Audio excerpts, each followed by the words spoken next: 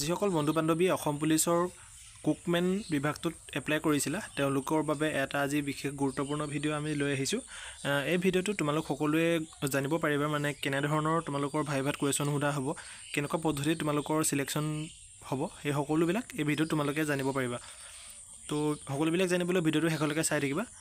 ব'লা আজি আমি এতিয়া ভিডিঅ'টো আৰম্ভ কৰোঁ। আৰু ভিডিঅ'টো আৰম্ভ কৰাৰ আগতে এটাই অনুৰোধ, তোমালোকে যদি এতিয়ালৈকে আমাৰ চেনেলটো ছাবস্ক্ৰাইব কৰা নাই চেনেলটো ছাবস্ক্ৰাইব কৰি দিবা আৰু লগৰ বন্ধু বান্ধৱীসকল যিসকলে এই কুকমেনত এপ্লাই কৰিছে তেওঁলোককো ভিডিঅ'টো শ্বেয়াৰ কৰি দিবা।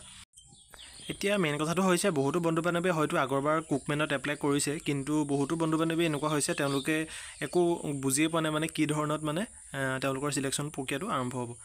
তো সেইবাবে ময়ো যোৱাবাৰ দিছিলোঁ এই ট্ৰেডবিলাকত ইণ্টাৰভিউ দিছিলোঁ মানে, তো সেইকাৰণে মই গোটেই প্ৰচেছটোৰ বিষয়ে অলপ হ'লেও জানো মানে, সেইকাৰণে তোমালোকৰ লগত শ্বেয়াৰ কৰিবলৈ বিচাৰিছোঁ।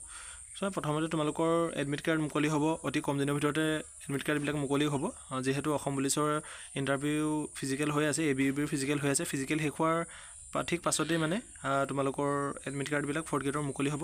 আৰু তোমালোকে এডমিট কাৰ্ডটো ওলালে গম পাবা যে তোমালোকৰ চেণ্টাৰটো ক'ত পৰিছে। যোৱাবাৰ চেণ্টাৰ পৰিছিলে গুৱাহাটীৰ জালুকবাৰীত চেণ্টাৰ পৰিছিলে, APRO ট্ৰেইনিং চেণ্টাৰৰ সন্মুখতে চেণ্টাৰ পৰিছিলে 4th গ্ৰেডৰ। তাৰপাছত তোমালোকৰ এইবাৰ ক'ত পৰে হয়তো তেনেকৈ নাজানিম।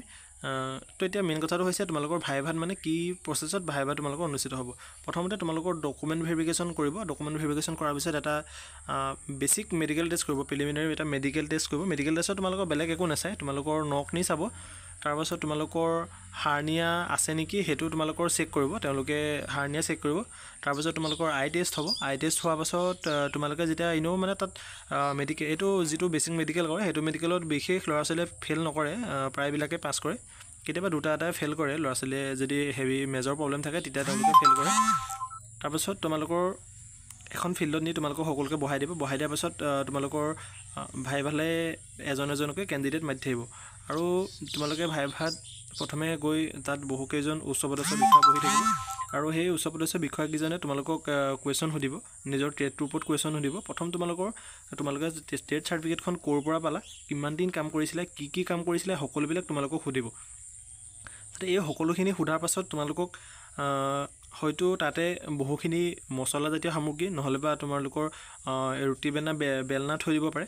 মানে যোৱাবাৰ তেনেকুৱা থৈছিলে, যোৱাবাৰ মানে টেমাত সৰু সৰু টেমাত মানে তোমালোকৰ মছলাজাতীয় বস্তু কিছুমান ৰাখি দিছিলে, কিন্তু তাৰে কিছুমানক নামবিলাক সুধিছিলে তাৰ। হয়তো এবাৰ তেনেকুৱা নহ'বও পাৰে, কিন্তু হ'বও পাৰে, কৰিব নোৱাৰি, তেওঁলোকৰ যি মন যায় তাকে সুধিব তেওঁলোকে। যিসকলে এই কুকমেনৰ লগত জড়িত আছে তেওঁলোকেতো গম পোৱাই মানে কেনেকুৱা ধৰণৰ মছলাজাতীয় বস্তু আমাৰ ব্যৱহাৰ হয়, কুকমেনৰ ব্যৱহাৰ হয়, আৰু তোমালোকেতো সেইটো গম পোৱাই। কিন্তু বহুতো এনেকুৱা বন্ধু বান্ধৱী আছে যিসকলে মানে মছলাবিলাকৰ ওপৰত মানে সম্যক জ্ঞান নাথাকে, তেওঁলোকে তাত যদি সুধি দিয়ে তেতিয়া নোৱাৰিলে মানে তেওঁলোকে মাৰ্কটো কম পায়, তেনেকুৱা হয় কথাটো। তো আজি তোমালোকৰ লগত এইখিনিকে অলপ আলোচনা কৰিম, মানে তোমাক কি মছলাৰ নাম সুধিব। আৰু সচৰাচৰ দেখা যায় কি মছলাখিনিৰ নাম ধৰা কিছুমানে ইংলিছত দিয়া থাকে, সেইটো অসমীয়াত সোধে। তোমালোকে ইংলিছত মানে হয়তো ইংলিছত তোমালোকক নুসুধিব, তোমালোকে অসমীয়াতে সুধিব, তোমালোকে অসমীয়াতে ক'ব লাগিব। তো সেইকাৰণে অসমীয়াত জানিব লাগিব, মানে কিছুমান মছলাৰ নাম জানিব লাগিব, কিছুমান কাম কেনেকৈ কৰে সেইবিলাক তোমালোকৰ নলেজ থাকিব লাগিব। আৰু ওচৰত তোমালোকক যিখিনি আমাৰ ৰন্ধন প্ৰক্ৰিয়াৰ লগত জড়িত সামগ্ৰী সেইখিনি তোমালোকে কিটচেনত তোমালোকে নিশ্চয় দেখিছাই, সেই কিটচেনত যিখিনি ব্যৱহৃত সামগ্ৰী সেইখিনি তোমালোকে ভালকৈ চাই যাবা। ৰুটি বেলিবলৈ কি ব্যৱহাৰ কৰা হয় এইটো কুৱেশ্যনো সুধিছে, কিন্তু বহুতো ল'ৰা ছোৱালীয়ে মানে পৰা। আৰু তাতে কিছুমান কথা সুধিছে, তুমি দাইলৰ নাম সুধিছে, তুমি কি দাইল তোমাৰ এনেকৈ জানা, তুমি কেনেকুৱা তুমি ৰেচিপি তুমি বনাইছা এনেকৈ সোধে। তাৰপিছত দাইল কিছুমানৰ নাম সোধে, ৰহৰ দাইল, বুট দাইল, মগু দাইল, এনেকুৱা কিছুমান নাম তাত সোধে তোমালোকক।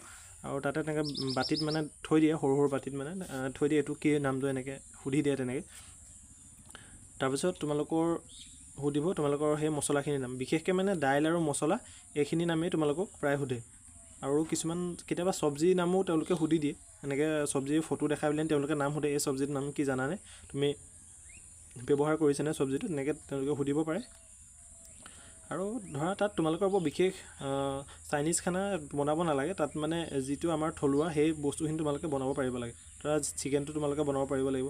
হয়তো কেতিয়াবা অফিচাৰৰ লগত থাকিলে তুমি বেলেগ ৰেচিপি বনাবলগীয়া হ'ব পাৰে। যিসকলে বনাই আগতে পাইছে তেওঁলোকেতো জানিবাই, আৰু যিসকলে বনাই পোৱা নাই সেইসকলে ভালকৈ ৰেচিপিবোৰ চাই যাবা।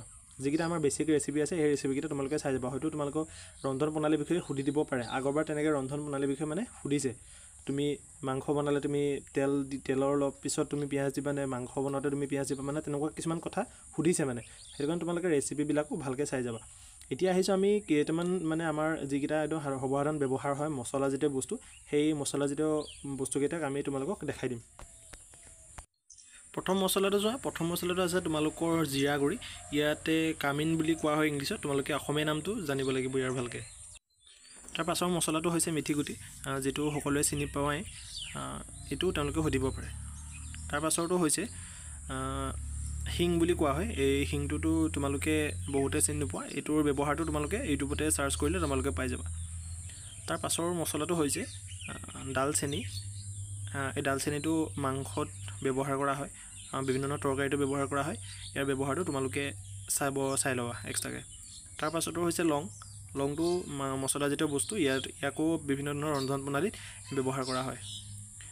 তাৰ পাছৰটো হৈছে তেজপাতটো সকলোৱে চিনি পোৱাই আৰু তাত তোমালোকে যদি দেখাই দিয়ে তোমালোকে ক'বা